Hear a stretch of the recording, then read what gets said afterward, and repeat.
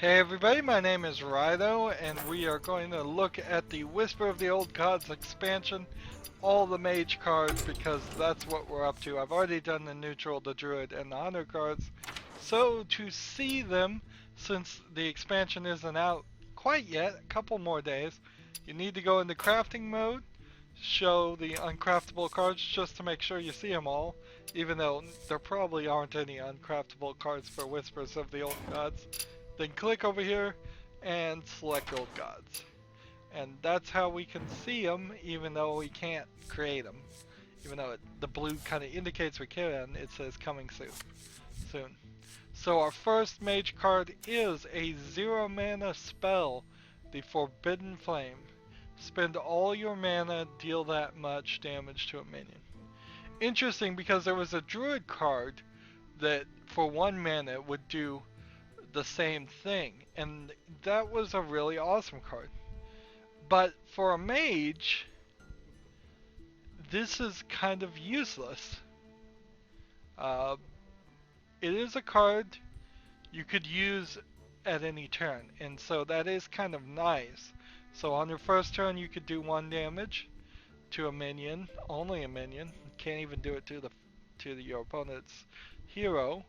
Uh, on the 10th turn, you could spend 10 and do 10 damage to a minion. I'm just not feeling it. It's the exact opposite situation.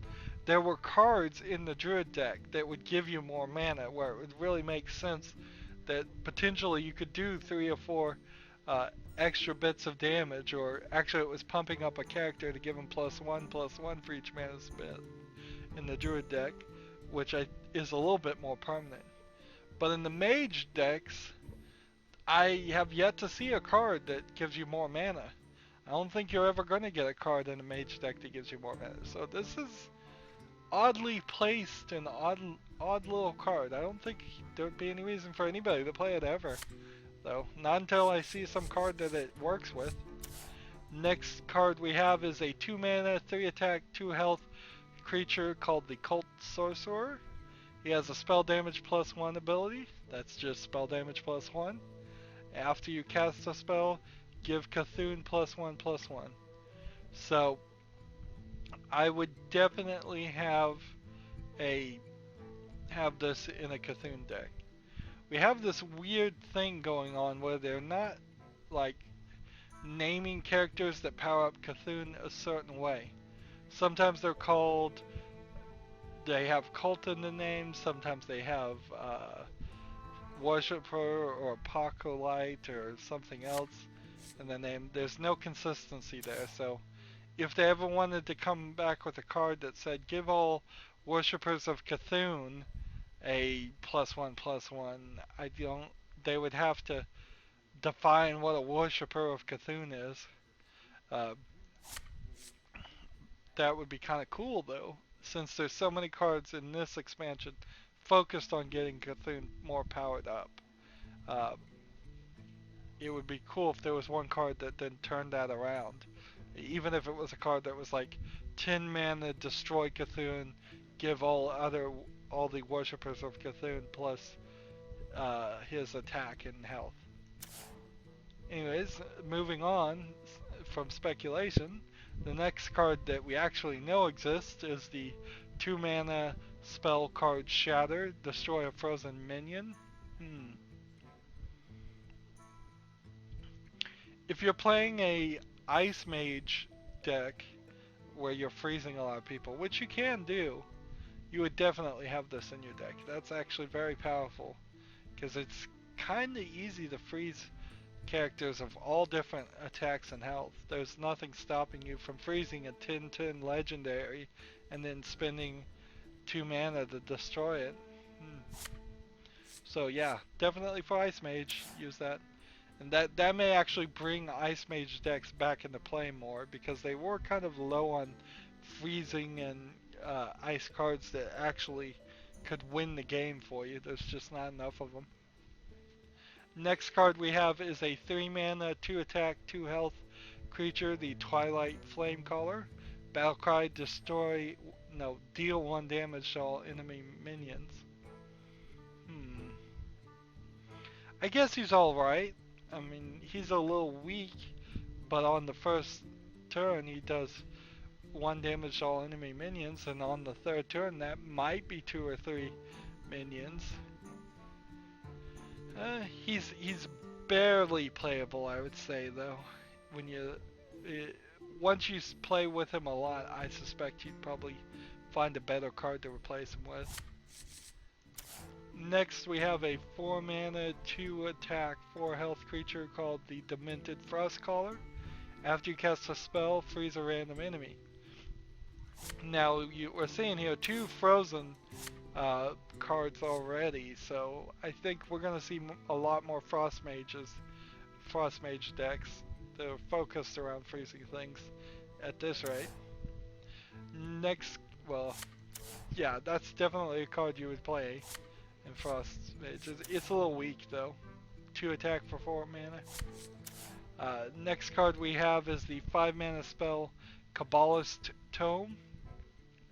Add 3 random mage spells to your hand.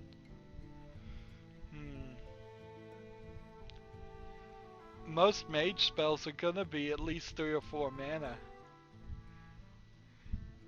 So if you played this card on the 5th turn, and each card was 3 mana, you could play 2 of the cards you got on your next turn, and then on the next turn you could play the 3rd one.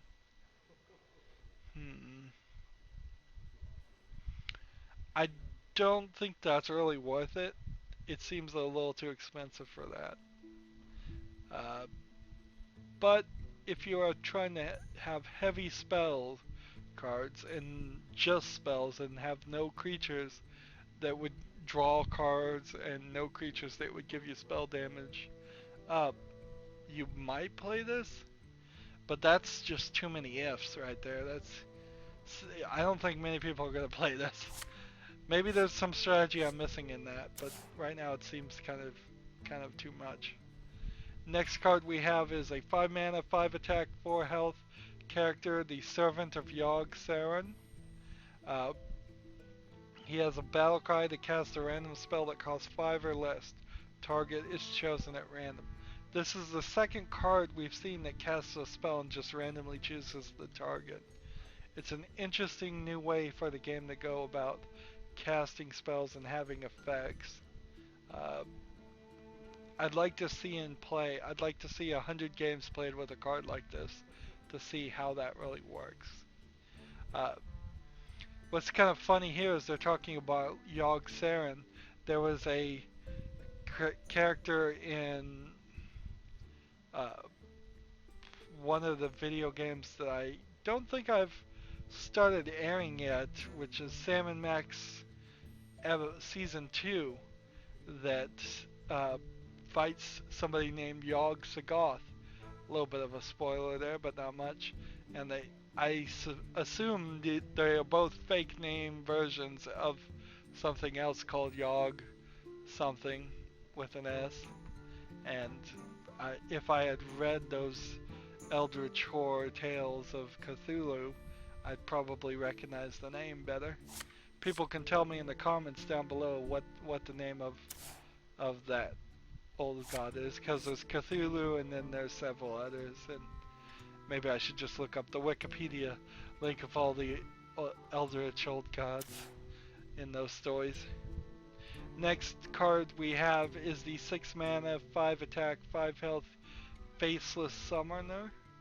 Battlecry summons a random 3 cost minion. It's very strange the way this card goes about it. We've had several cards that do some weird stuff. Just, it doesn't make a lot of sense why it does the thing it does. But this is a good card. If for 6 mana you get a slightly underpowered card that you'd usually want like a 6/6. But then the trade-off is you get a 3 cost minion for that 1 extra mana, so that's a saving of 2 mana right there. That's simple math says that's a good card. And then finally we've got a legendary, the only legendary here, 8 mana, 8 attack, 6 health, legendary, the little dragon. The Animalist. It has a death rattle to deal 8 damage to all minions. Hmm. Is this like a Phoenix? Anomalous? Or something? It goes down and fires? I don't even know what this animation is supposed to be. It kind of looks like a giant, beefed up, roid rage chicken uh, on fire. Let's see, but is this a good card? I guess it's alright, but you could probably do better in the neutral card set, honestly.